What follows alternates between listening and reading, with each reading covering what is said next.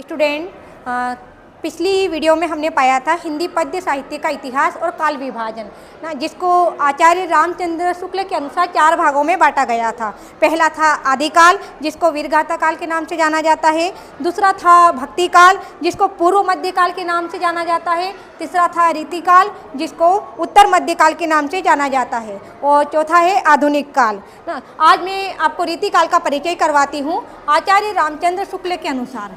परिचय मतलब इसके बारे में जानना ही, कब से शुरू हुआ है और कब समाप्त हुआ है। तो आचार्य रामचंद्र शुक्ल के अनुसार हिंदी साहित्य, हिंदी पद्य साहित्य ना, पद्यांश पढ़ रहे हम, काव्यांश के अंतर्गत है तो पद्य साहित्य में उत्तर मध्यकाल, उत्तर यानी कि बाद का, उत्तर मध्यकाल को ही रीतिकाल कहा गया है। किसने कहा है? आचार्य रामचंद्र शुक्ल ने उत्तर मध्यकाल को ही रीतिकाल कहा गया है और इन्होंने कहा है आचार्य रामचंद्र शुक्ल ने। तो अब इसकी बात करते हम कि कब से शुरू हुआ था और कब समाप्त हुआ था। तो इसकी समय सीमा को जानेंगे। इसकी समय सीमा है सन 1643 यानी कि सन 1643 ईस्वी से 1843 ईस्वी तक इसकी समय सीमा जो रही है वो रही है 1643 ईस्वी से 1843 ईस्वी तक इसका समय माना गया है। और ये किसके अनुसार माना गया है? सभी ने अपने मत अलग अलग प्रकार से दिए हैं, तो ये आचार्य रामचंद्र शुक्ल के अनुसार माना गया है। फिर इसके बाद में इस काल में जो शासक थे वो अधिकतर सुरा और सुंदरी और सौंदर्य में हमेशा लीन रहते थे। इनके जितने भी कवि हैं उन्होंने जो रचनाएं करी है तो शासक के राजा के अनुसार ही करी है। इसीलिए इनके आश्रय में रहने वाले कवियों ने प्रेम और सौंदर्य को महत्वपूर्ण माना है। श्रृंगार का भी इन्होंने व्यापक अंकन किया है। अब इसके बाद में अगर बात करते हैं तो इसी काल को, रीति काल को 3 काव्य में बांटा गया है।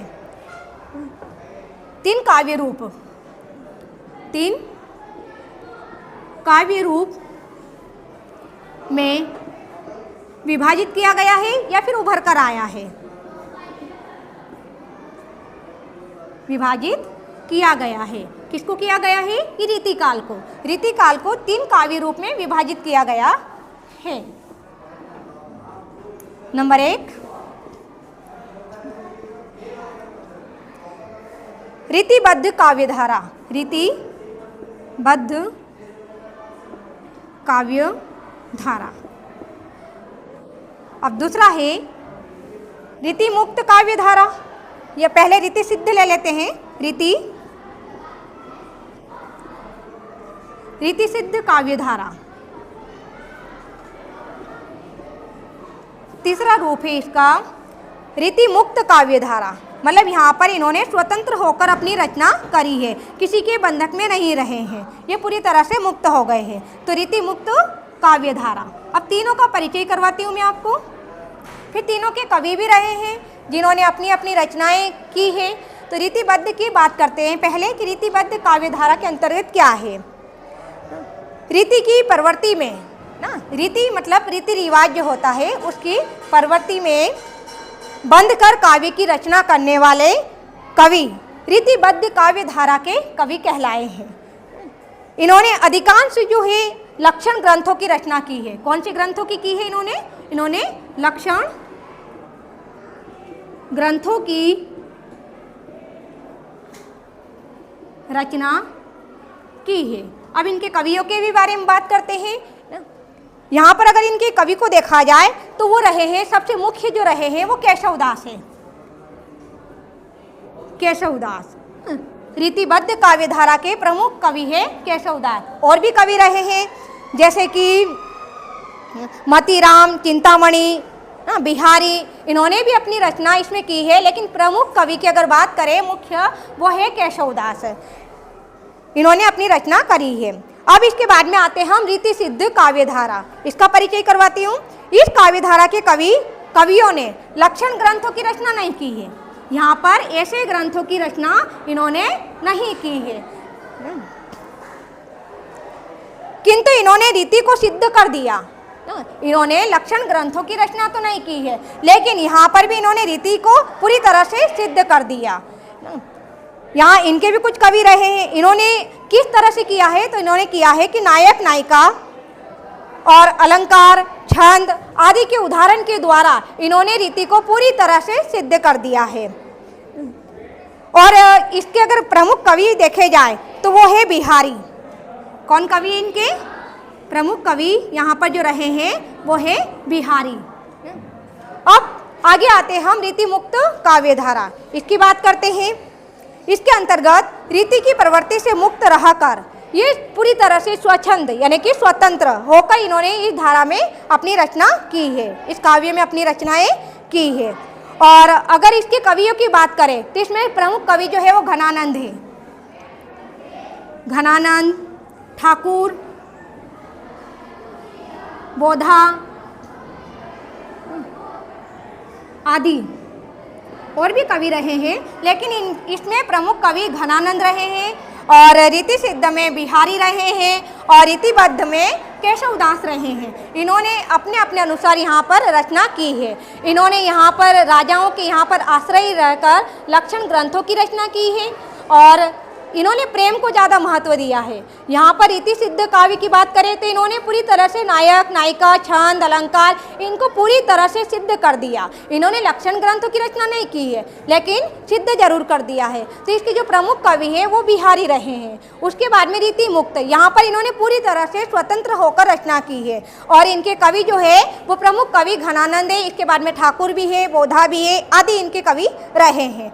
अब इसकी विशेषता की बात करते हैं हम, रीति काल की विशेषता।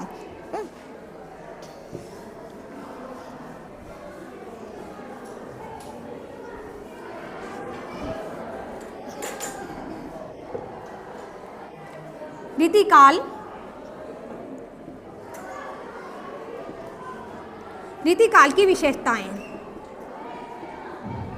सबसे प्रमुख अगर इसकी विशेषता रही है तो वो है श्रृंगार रस। इसमें सबसे ज़्यादा श्रृंगार रस की प्रधानता रही है। नंबर 1, श्रृंगार रस की प्रधानता। जब इन्होंने सौंदर्य को महत्व दिया है, रीतिकाल के सभी कवियों ने दिया है, सौंदर्य प्रेम को महत्व दिया है, तो स्वाभाविक है कि यहाँ पे श्रृंगार रस रहेगा।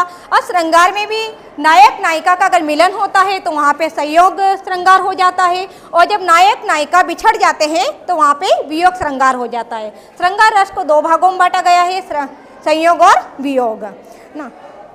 तो इसमें क्या होता है, रीतिकाल की पहली विशेषता श्रृंगार रस की प्रधानता, यानी कि रीतिकाल में श्रृंगार प्रधान काव्य की रचना हुई है। इन कवियों ने नायक नायिका के सौंदर्य, प्रेम, हाव भाव आदि का पूरी तरह से अच्छे से वर्णन किया है। अब इनके कवि भी जो थे वो वियोग वर्णन की भी रही है और संयोग वर्णन की भी, दोनों की विशेषता इसके अंतर्गत रही है। चलिए दूसरी विशेषता की बात करते हैं यहाँ पर, तो चमत्कार का विधान। चमत्कार का विधान, इस काल के कवियों ने जो रचना करी है वो एक चमत्कार से कम नहीं थी, क्योंकि ये राजाओं के आश्रय में रहते थे और जैसे जिस प्रकार राजा कहते थे उस प्रकार की वो रचना उनके स्वभाव को देखकर ही लिखी जाती थी। लेकिन इन्होंने कुछ ऐसी रचना कर डाली, जैसे बिहारी की बात करते हैं जिन्होंने श्रृंगार रहते हुए भी यहाँ पे वीर रस की भी रचना कर दी थी, तो उनकी रचना चमत्कार से कम नहीं रही है, इसलिए इसको चमत्कार का विधान भी कहते हैं। यहाँ पे इस काल के कवि ने चमत्कार का विधान करके आश्रय देने वाले को चमत्कृत करने का प्रयत्न किया है, जैसे कि कथन, कृता, अलंकारिकता, नाज नखरों आदि का सहारा लेकर काव्य में चमत्कार पैदा किया गया है। चलिए तीसरी विशेषता की बात करते हैं। श्रृंगार भी रहा है, चमत्कार भी रहा है, लेकिन ये भक्ति से भी परे नहीं रहे हैं। इन्होंने कहीं न कहीं अपनी रचनाओं में भक्ति को भी महत्व दिया है। तो भक्ति एवं नीति की बात करते हैं यहाँ पर, भक्ति एवं नीति। तीसरी विशेषता है श्रृंगार रस की रीतिकाल की तीसरी विशेषता है रीतिकाल में भक्ति तथा नीति का अंकन भी हुआ है। इस भक्ति नीति में सहजता एवं स्वाभाविकता का अभाव तो रहा है कहीं न कहीं, लेकिन फिर भी कहीं न कहीं थोड़ा वर्णन भी हुआ है। अब इसके बाद हम बात करते हैं चौथी विशेषता वीर रस। वीर रस का स्थायी भाव होता है उत्साह, है ना, श्रृंगार का रति। चलिए वीर रस की बात करते हैं। तो वीर रस, इसमें श्रृंगार की प्रधानता रही है, फिर इन्होंने चमत्कार की तरह रचना कर दी है, कहीं न कहीं भक्ति का भी अभाव भी देखने को मिला है, लेकिन फिर भी वर्णन किया गया है।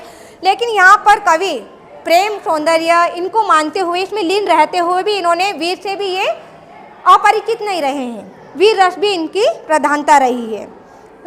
वीर रस में सबसे ज़्यादा अगर लिखा है तो वो है भूषण। भूषण कवि राजाओं से डरे नहीं है और वीर रस की कविताएं की रचना इन्होंने की है। अब यहाँ पे भाषा की बात करते हैं तो इन सभी कवियों ने अपनी अपनी जो रचनाएं लिखी है वो अधिकतर ब्रज भाषा में लिखी गई है।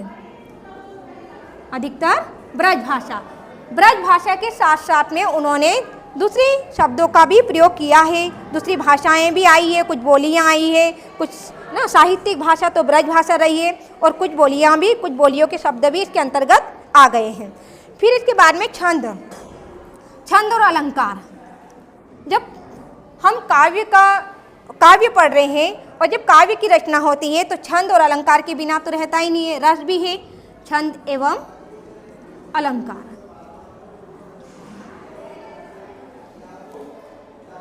रीतिकाल में कवि सवेया, छंद, अलंकार, अनुप्रास अलंकार, उपमा, उत्प्रेक्षा आदि ही अलंकार जो है वो उसमें इसके अंतर्गत प्रयोग किया गया है। ये सारी की सारी रीतिकाल की विशेषता रही है।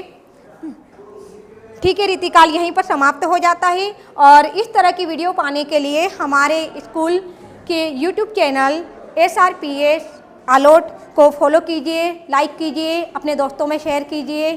Thank you.